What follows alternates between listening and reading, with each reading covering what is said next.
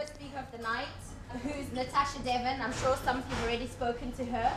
When I was actually told about her, I was really excited, purely because she's done so much. And so I'll let her explain a little bit about who she is and what she's done and how she's come to be in the position that she's in today. And without further ado, I guess, I'll just announce Natasha. Yes, hello. Hi, so I'm here today to talk to you about body confidence. Natasha Devon is a body confidence campaigner. She provides motivational talks at charity events, schools, colleges and universities throughout the UK addressing the issue of body image. If I was thinner, my life would be better. This is not true. If you were thinner, you would have exactly the same life, but you'd just be taking up less space in it. Okay?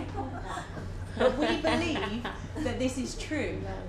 Now, there's various reasons why we believe that this is true, but I have my theories about what the main one is. And the main one is that because this aesthetic has become synonymous with a lifestyle. Okay, so think about it. Think about what celebrities represent. It's not just how they look, it's a package. They represent popularity, wealth, adoration, the things that we want in our lives. So we sort of reason, if I look like that, I'd have that life. And they've started to do it with men. Now, they've been doing it with women for ages, but with men, it's hilarious. Because we can see it and they can't, because they've never been subjected to it so much. So the best example of this is the Lynx advert, which makes me die. Lynx, the only thing that that product can do for you is make you smell like Lynx. Okay? Whether or not that's a good thing, open to debate. But what the advert is promising you is if you put this product on, girls in bikinis will jump out from behind supermarket shelves and throw themselves at you.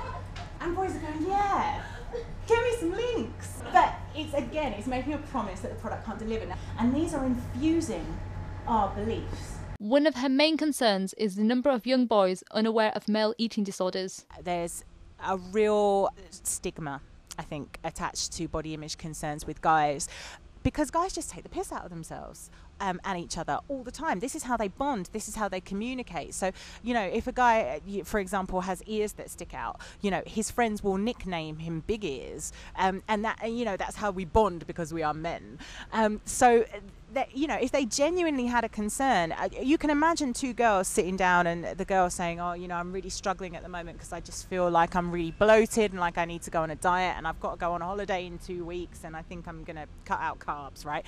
Can you imagine two guys having that conversation?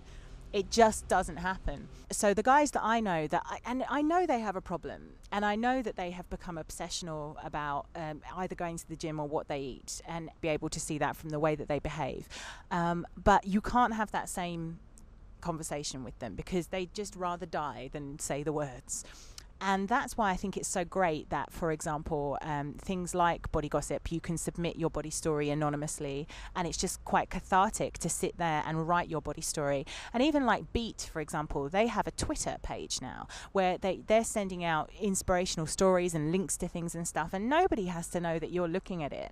There's a lot of ways to anonymously find out more about body image and eating disorders now without actually having to pick up the phone or have a conversation with anybody. The message, I feel, has to get out there amongst men who don't have eating disorders, because there's a strong community now with campaigns like Men Get Eating Disorders Too. There's a strong community of men who are very supportive of one another.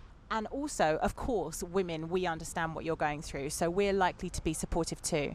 But it's the men who really have no concept of what an eating disorder is, and it would never cross their mind, that need to understand, so that in peer groups, men are being more supportive of one another. And I think that that's where the change could really, really happen in the way that male eating disorders are perceived, and just make it easier for guys to seek help.